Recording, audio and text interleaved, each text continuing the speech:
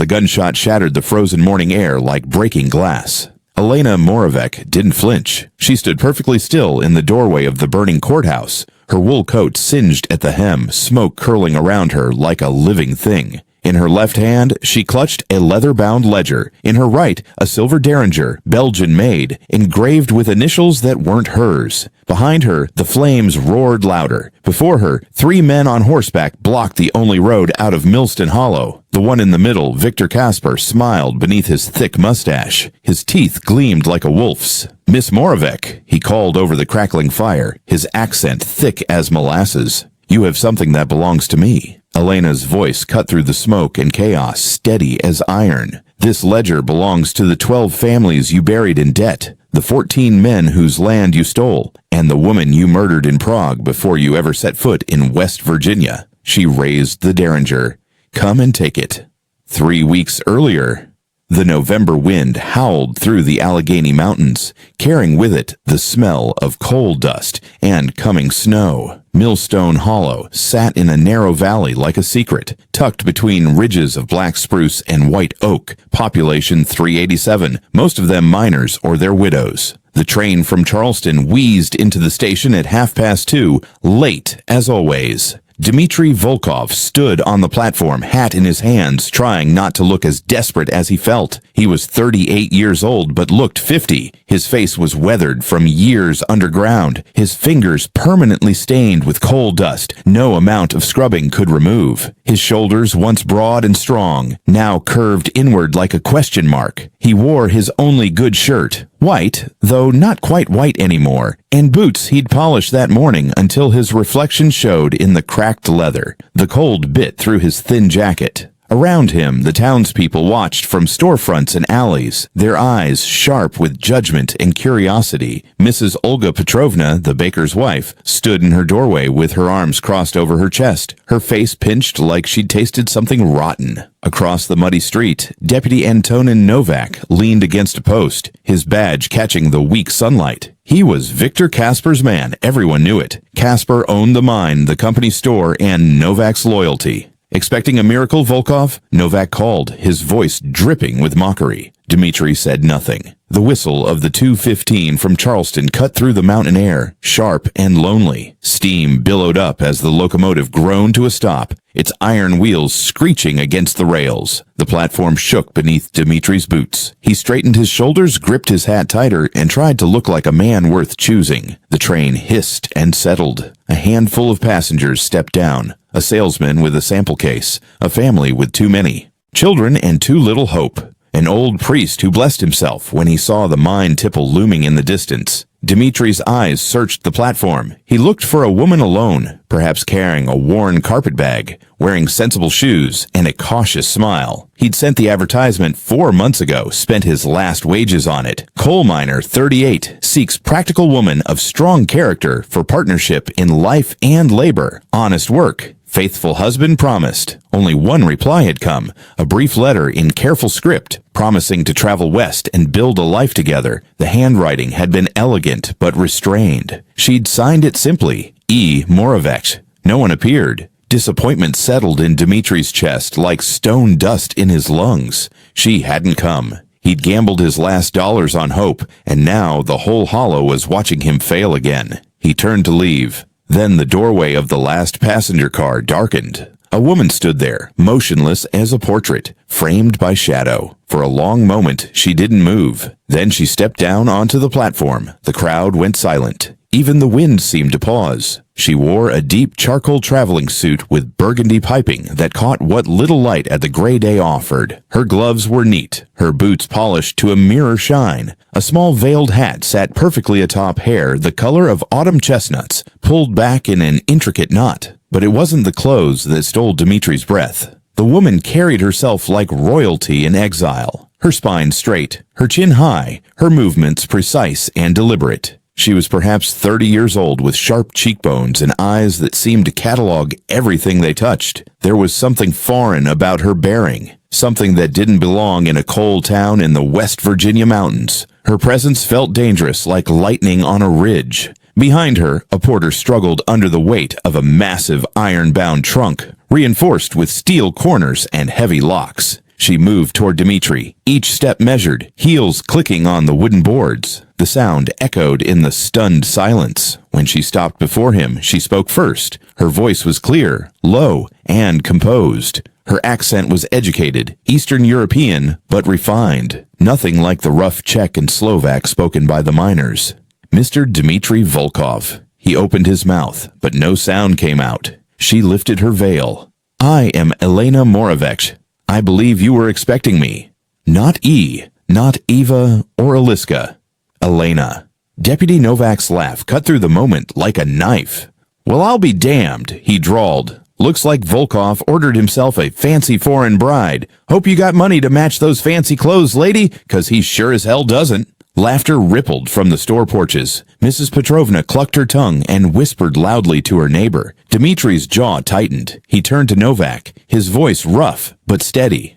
Deputy, you'll show the lady respect. She's my guest. He turned back to Elena, his face burning. Ma'am. He tipped his hat and reached for her smaller bag. Welcome to Millstone Hollow. Elena studied him for a heartbeat longer, her gaze sharp and assessing. Then she gave a single approving nod. Thank you, Mr. Volkov. Shall we?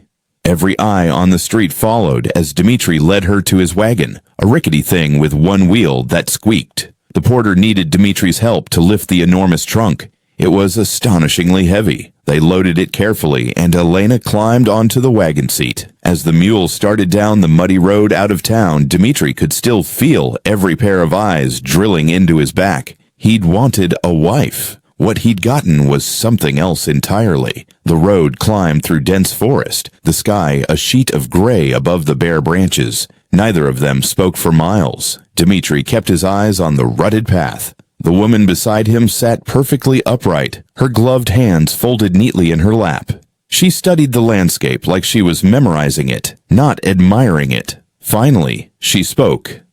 That ridge, she said, pointing north toward a dark line of trees. Who owns it? Victor Kaspar, Dmitri answered. Owns most of what you can see and what you can't. Owns the mine, the company store, half the houses in town. And the man at the station, Deputy Novak. Kaspar's man. She nodded once, then looked toward the valley below, where the mine tipple jutted up like a broken tooth against the forest. Black slag heaps scarred the hillside. How many miners work there, she asked. Maybe 100. Used to be 200 before the accidents. Accidents, she murmured, her tone suggesting she didn't believe in accidents at all. He stole a glance at her. Sunlight filtered through the bare trees and touched her face. He wanted to ask 100 questions, but didn't know where to start. Miss Moravec. You may call me Elena, she said. Elena. He tried the name, his tongue thick with nerves. I think there's been a mistake. The agency. They must have sent the wrong letter.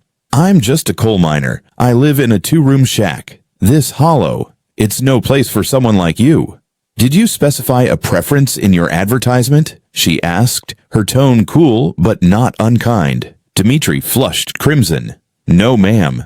But this town, it's hard.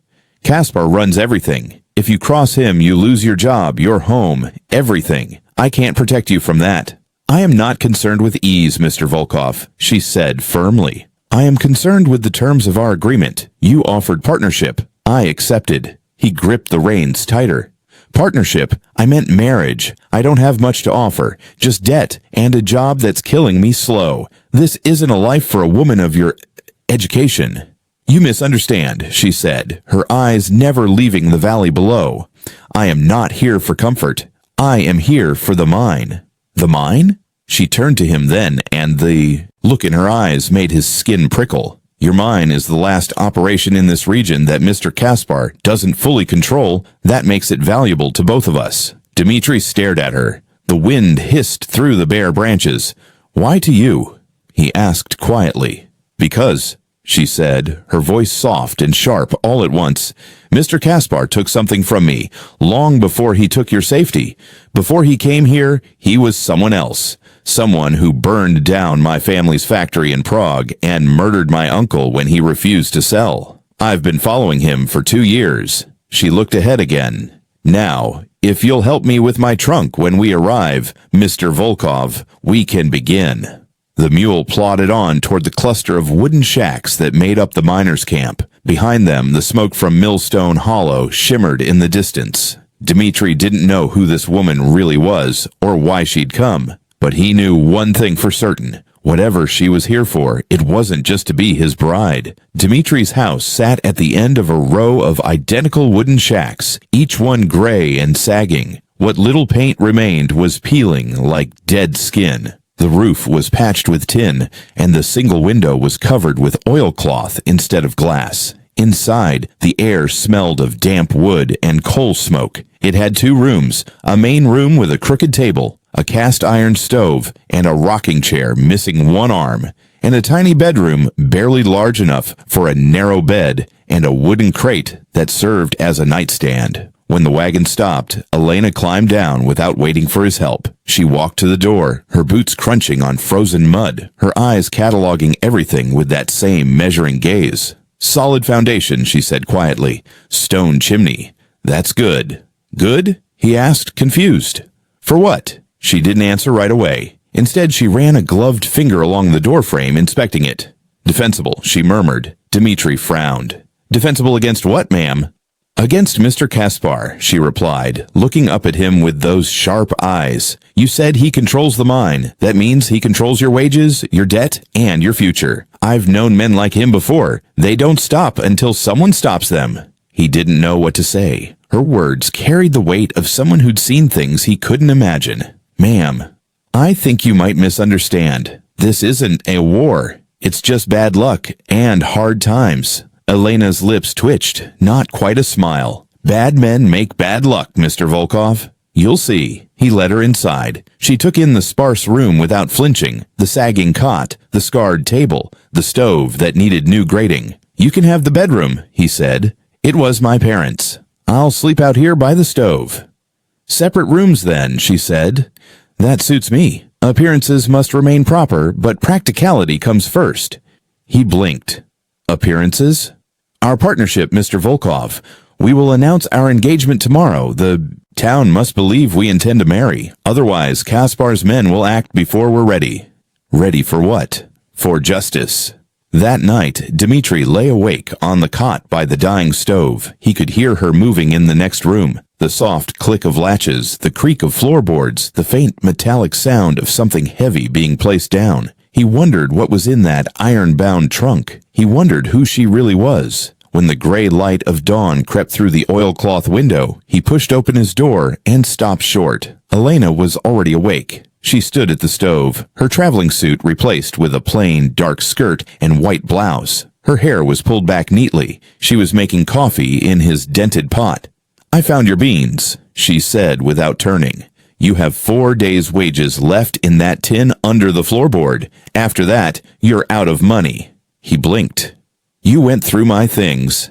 "I went through your contracts," she replied. "The one you signed with Kaspar's mine is illegal. He's been docking your pay for equipment rental and housing fees that violate territorial law. That's theft, not business." Dmitri rubbed his neck. "It's his mine. What he says goes." "That's a lie men tell when they've given up," she said flatly. She turned and handed him a steaming cup. "Drink. We have a long day ahead." He stared at her. "Doing what?" "Walking the mine grounds. I need to see the equipment, the shafts, the ventilation systems. Knowledge is the first weapon." He didn't argue. Somehow, arguing with her felt like arguing with a force of nature. They set out after sunrise. The mine sat at the base of the valley, a gaping wound in the earth surrounded by slag heaps and wooden structures. The tipple loomed overhead, a skeletal tower where coal cars dumped their loads. The air tasted like sulfur and dust. Elena moved through the site like she'd studied mining her whole life, noting every support beam, every pulley, every ventilation shaft. Dmitri followed, his confusion growing with every step. At midday, they stopped by the main shaft entrance. A group of miners were emerging, their faces black with dust, their eyes hollow. One of them, an older man named Joseph, nodded to Dmitri. "Volkov, heard you got yourself a bride." His eyes shifted to Elena, and his expression changed. Not mockery, but caution. "Ma'am," he said quietly. Elena studied him. "Mr. Joseph, how many men were injured in last month's collapse?" Joseph's eyes widened. How did you— 7, she said, and Kaspar paid nothing for their care. He claimed it was their own negligence. But the support timbers were rotten, weren't they? Joseph's jaw worked. Finally, he nodded. Aye, but saying so gets you blacklisted. Not if everyone says it at once, Elena said. Before Joseph could respond, a voice cut through the air. Well, well, the foreign bride. Victor Kaspar stood at the edge of the mine yard, flanked by Deputy Novak and 2 hired thugs. Kaspar was a broad man with slicked-back hair and a gold watch chain that glinted even in the weak mountain light. His smile was all teeth and no warmth. Mr. Volkov, Kaspar said smoothly, I hope you're not planning to waste my time with complaints. Your contract is clear. Dmitri clenched his fists. We're just looking around, Mr. Kaspar. Kaspar's eyes slid to Elena. And you, Miss Moravec, she said calmly. Elena Moravec. His smile didn't falter, but something flickered behind his eyes. Recognition. Fear. Moravec, he repeated slowly. That's a Prague name, isn't it? It is. Funny. I knew a family by that name once. They had a textile factory. Burned down. Tragic accident. His smile widened. You wouldn't be related, would you?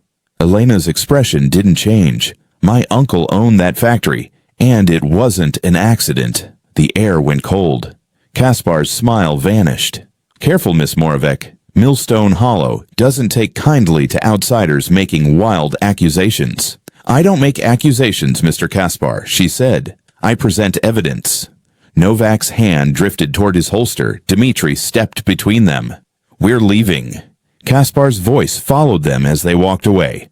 Volkov, remember, your contract comes due at the end of the month. If you can't pay, the house is mine. That night, Dmitri and Elena sat at the crooked table by lamplight. The iron-bound trunk was open now. It wasn't full of clothes. Inside were files, ledgers, photographs, and 2 sleek revolvers. Elena spread papers across the table. Kaspar's money moves through the company store, she said. He's been charging illegal interest, stealing wages, and cutting corners on safety to maximize profit. I have proof, but to make it stick, we need witnesses. The miners fear him. We must show them they're not alone. Joseph appeared at the door, hat in his hands. Miss Moravec, I've been thinking on what you said.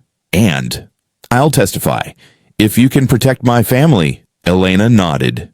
You have my word. Outside, the wind howled through the mountains. Dmitri looked at the woman who'd stepped off that train and turned his world inside out. He'd wanted a wife. What he'd gotten was a storm. And as the lamp flickered in the stillness, he had no idea that by morning, the fire they were about to start would consume the entire hollow. The next morning, Millstone Hollow woke to the sound of smoke and chaos. The company store was burning. Flames clawed at the sky, bright against the dawn. Dmitri whipped the mule hard, the wagon rattling as he and Elena raced toward the rising fire. The building was already engulfed, nothing but roaring timbers and collapsing walls. The smell of burning wood mixed with the acrid stench of kerosene. Dmitri's heart pounded. What happened? Arson, Elena said calmly. Kaspar's men, they're destroying evidence. Evidence of what? The ledgers I stole last night. He stared at her. You what? A bullet whined, past his head, and splintered the wagon seat. Down, Elena shouted. She pulled him behind the wagon just as another shot cracked. The courthouse across the street was under siege, smoke pouring from its windows, armed men surrounding it. It's Novak and Kaspar's thugs, Dmitri said breathlessly. Good, Elena said coldly. I was tired of waiting. She opened her leather satchel. Inside, beside her polished revolver, lay a bundle of dynamite wrapped in waxed paper. She struck a match with steady fingers, her eyes calm as stone. Dmitri's mouth fell open. What are you doing? Saving this town, she said. Start yelling. Make them think you're desperate. Keep them talking. Yelling. Now, Mr. Volkov. He gulped, peeked over the wagon edge, and shouted toward the courthouse. You cowards, come face me like men. Laughter echoed back. We don't need to, Novak called. Kaspar says we just burn it all and let the mountain clean up what's left. While Dmitri shouted, Elena slipped low and silent through the smoke, clutching the dynamite. She moved like a shadow, invisible in the chaos. Seconds later, the world shook. A deep boom rolled through the ground. The courthouse porch exploded, timbers flying, dust and debris filling the air. Dmitri ducked as splinters rained down. From the wreckage, Novak stumbled out, coughing, blood streaming from his nose. Another of Kaspar's men didn't come out at all. Then, through the settling smoke, Elena Moravec stepped out of the courthouse doorway. Her blouse was torn, her face streaked with soot, but she looked unbreakable. The Belgian derringer gleamed in her hand, steady as clockwork. She dragged the wounded deputy by his collar and dropped him in the mud. "Deputy Novak," she said, her voice cutting like a blade. "You have a choice. Talk or follow your friend." He lifted his hands, trembling. "Don't shoot, please." It was Kaspar. He ordered the fires, ordered the cave-ins, everything. Joseph appeared from the mine road, rifle in hand. "Got your back, Dmitri." Elena nodded toward the courthouse. "Tie him up. He's worth more alive than dead." By sunset, the company store was ashes, but the courthouse and the evidence inside stood. Novak and another of Kaspar's men were locked in the mine storage shed, moaning and defeated. On the courthouse table lay Kaspar's hidden ledgers, thick with secrets. Elena flipped through them, her fingers quick. "Here," she said, pointing to a page. "Bribes to the territorial judge, payments to Novak, proof of safety violations that caused the collapses. Everything." Dmitri leaned over her shoulder. "So we take it to the federal marshal." She shook her head. "No time. Kaspar will run if we don't move now. We end this here, in front of everyone." Joseph frowned. "You mean to fight him?" "I mean to expose him," she said, "in front of the whole town." That night, the three of them made a plan by lantern light. Dmitri would go to the mine in the morning, pretending to beg for his job. Elena would gather the townspeople. Joseph would spread the word quietly. When dawn broke, the air in Millstone Hollow felt heavy, like the moment before a storm. At 10 o'clock, Dmitri walked into Kaspar's office at the mine. Kaspar sat behind his desk, his gold watch chain gleaming. Two armed guards lounged nearby. "Mr. Volkov," Kaspar said smoothly. "So sorry to hear about the fires. Terrible accidents." "You did this," Dmitri rasped. Kaspar smiled. "You should be grateful. I'm offering you a chance. Sign over your house to settle your debt, and I'll let you keep working." "Please," Dmitri said, voice low. "Just give me more time." Kaspar's smile widened. "Time is a luxury you can't afford, Mr. Volkov. Come back at noon and sign." Dmitri nodded and shuffled out, head down. Across the valley, the church bell began to ring. Kaspar frowned. "It's not Sunday." He went to the window and froze. The church was full, half the town packed inside. At the front, behind the pulpit, stood Elena Moravec. "What in hell?" Kaspar growled. He stormed out, guards at his heels. They burst through the church doors, boots echoing on the wood. "This is trespassing," Kaspar shouted. "I own this church." Elena's voice cut through his rage, calm and commanding. "No, Mr. Kaspar, you stole this church, and now everyone will hear how." She opened a ledger. "Mr. Kowalski, your son lost his job after he complained about safety. This ledger shows Kaspar paid Deputy Novak $50 to arrest him on false charges." Kowalski's face went white. The crowd murmured. "Mrs. Petrovna, you pay rent to Mr. Kaspar. He raised it claiming higher costs, but this ledger shows he's been pocketing the difference." The murmurs turned to angry whispers.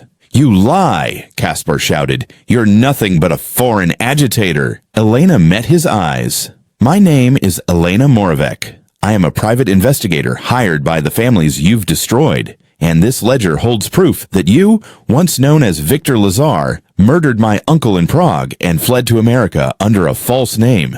The church fell silent. Kaspar's face drained of color. "Guards, shoot her!" The guards froze. The crowd turned toward them, faces hard. Joseph stood in the choir loft, his rifle trained on the nearest guard's chest. "I wouldn't," Joseph said quietly. At that moment, a voice came from the vestry. "That's because this town is under federal jurisdiction now." A tall man stepped out, coat dusted with travel, a star pinned to his chest. "U.S. Marshal Daniel Hayes," he said, holding up a warrant. "Victor Kaspar, also known as Victor Lazar, you're under arrest for fraud, extortion, and murder. Deputy Novak is already in custody." The color drained completely from Kaspar's face. You set me up," he screamed at Elena. "No," she said, her voice cold and even. "You set yourself up years ago." Kaspar lunged. Dmitri stepped forward and met him with the butt of his shovel. The thud of iron on bone echoed through the church. Kaspar dropped like a sack of coal. When it was over, the townspeople erupted, not with cheers, but with relief, like a long-held breath finally released. For the first time, the air in Millstone Hollow felt clean. A week later, the train waited at the platform, hissing gently in the cold morning air. Kaspar and Novak were long gone, shackled on a prison train heading east. Elena stood beside her iron-bound trunk, dressed again in a fine traveling suit, deep blue this time with silver buttons. Dmitri stood beside her, clean-shaven, wearing a new wool coat from the general store. "The mine's reopening under new management," he said softly. "Fair wages, safe conditions. The Hollow's coming back to life." She smiled faintly. "Good. Then my work here is done." "You could stay," he said quietly. "The house could use someone like you. I could use someone like you." She looked at him then, her eyes softer than he'd ever seen. "You are a good man, Dmitri Volkov, brave, honest, and stubborn. But my work isn't over. There are more towns like this, more men like Kaspar." He nodded, throat tight. "Then I reckon you'll need a partner." She tilted her head. "The agency isn't ready for that." "But I am." She stepped onto the train. He hesitated, then grabbed the iron-bound trunk and heaved it up after her. The conductor blinked. "Is he with you, ma'am?" Elena smiled. "He is now." As the train began to move, Dmitri looked out over Millstone Hollow, the town that had taken everything from him and somehow given it all back. He turned to Elena. "Where to first, partner?" She smiled, eyes bright with fire and promise. "Wherever there's a man who thinks he's too powerful to fall." The whistle blew. The train rolled on toward the horizon, carrying with it a coal miner who'd lost everything and a woman who taught him what courage truly meant. Together, they left behind the mountains and rode into the dawn.